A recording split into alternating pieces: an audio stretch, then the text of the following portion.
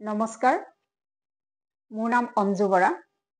মই হৈছে এগৰাকী এক্সেছ বাৰ্ছ ফেচিলিটেটৰ আৰু মোৰ ইউটিউব চেনেল অঞ্জু ব্লগছৰ অন্য এটা ভিডিঅ'ৰ মাজলৈ আপোনালোক সকলোকে স্বাগতম জনাইছোঁ। আশা ৰাখিছোঁ আপোনালোক সকলো কুশলে আছে নিশ্চয়। আজিও মই লৈ আহিছোঁ সৰুকৈ এটা ইনফৰমেশ্যন। মই যিহেতু ভিডিঅ'খিনি প্ৰস্তুত কৰি আছিলোঁ আমাৰ চক্ৰৰ ওপৰত, শৰীৰত যিহেতু আমাৰ 7টা চক্ৰ থাকে, মই ইয়াৰ আগৰ ভিডিঅ'ত আপোনালোকক কৈছিলোঁ।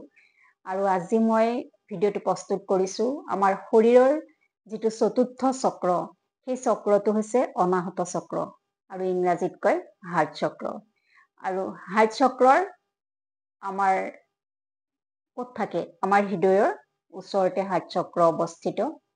আৰু আমাৰ হাৰ্ট চক্ৰৰ পৰা যিহেতু ওপৰলৈ আমাৰ 3টা চক্ৰ আছে আৰু তললৈও 3টা চক্ৰ আছে। এই গোটেইখিনি চক্ৰৰ লগত হাৰ্ট চক্ৰৰ সামঞ্জস্য আছে। এই ওপৰৰ 3টা আৰু তলৰ 3টাৰ লগত হাৰ্ট চক্ৰৰ জড়িত হৈ থাকে। আৰু আমাৰ হাৰ্ট চক্ৰৰ ৰং হৈছে সেউজীয়া আৰু ইয়াৰ মূল মন্ত্ৰ হৈছে য়াম।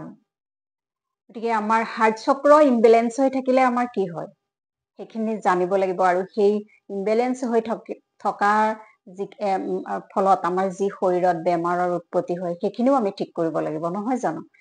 গতিকে হাৰ্ট চক্ৰৰ ইমবেলেঞ্চ হৈ থাকিলে আমাৰ কি হয়, মানুহৰ যে হতাশা আহে, ৰক্তচাপ হয়, হীনমন্যতাত ভোগে, কোনোবাই কিবা এটা ক'লে একদম বহুত বেছিকে, কিছুমান মানুহে এনেকুৱা হয় বহুত বেয়াকে ক'লেও গুৰুত্ব নিদিয়ে, হয়নে? কিন্তু কিছুমান মানুহে কি হয়, অকমান সৰু কথা এটাতে বহুত অপমান বোধ কৰে। মানে কি হয়, তেওঁলোকৰ হাৰ্ট চক্ৰটো ইমবেলেঞ্চ হৈ আছে আৰু তেওঁলোকে সেই কথাটো বহুত বেছি চিৰিয়াছকে লৈ লয়।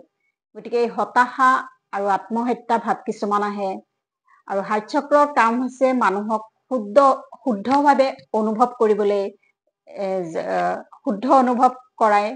আৰু যেতিয়া হাৰ্ট চক্ৰ আপোনাৰ ঠিকে থাকিব, আপোনাৰ অনুভৱবিলাকো খুব ভাল হৈ থাকিব আৰু একদম প্ৰশান্তি দিয়ে মানুহক, মানে শান্তি, যেতিয়া হাৰ্ট চক্ৰ আমাৰ ঠিকে থাকে। হাৰ্ট চক্ৰ যেতিয়া ঠিকে নাথাকে আমাৰ বহুত খেলি মেলি হৈ থাকে, অশান্তি লাগে মন, হয়নে নহয় বাৰু?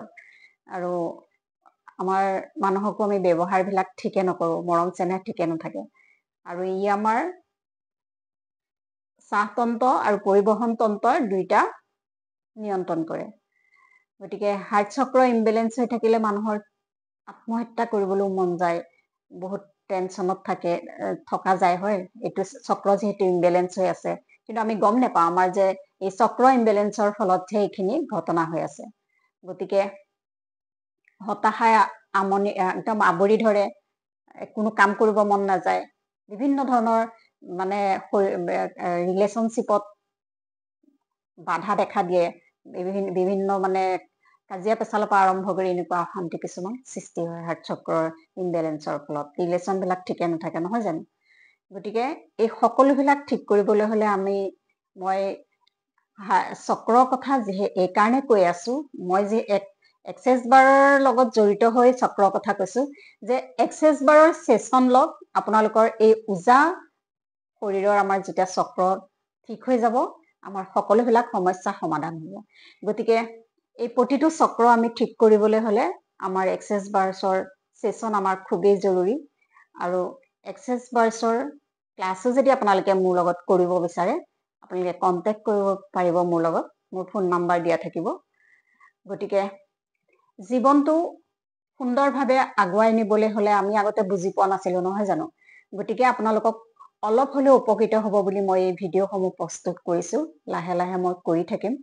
গতিকে নিশ্চয় আপোনালোক উপকৃত হ'ব বুলি ভাবিছোঁ অকণমান হ'লেও। আৰু মই যি জানো আপোনালোকৰ আগত ভিডিঅ' আকাৰে মই প্ৰস্তুত কৰি দি যাম। গতিকে মোৰ লগত যদি আপোনালোকে যোগাযোগ কৰে, মই আপোনালোকক ছেছনো দিম আৰু ক্লাছো কৰিব পাৰিব এক্সেছ বাৰ্ছৰ। গতিকে যদি ভাল পায় আৰু মোৰ ভিডিঅ'সমূহ চাই, তেতিয়াহ'লে মোৰ চেনেলটো অকণমান আগুৱাই নিব বুলি মই আশা ৰাখিছোঁ। আৰু পুনৰ সকলোকে ধন্যবাদ জনাইছোঁ। ভিডিঅ'টো ইমানতে সামৰিছোঁ।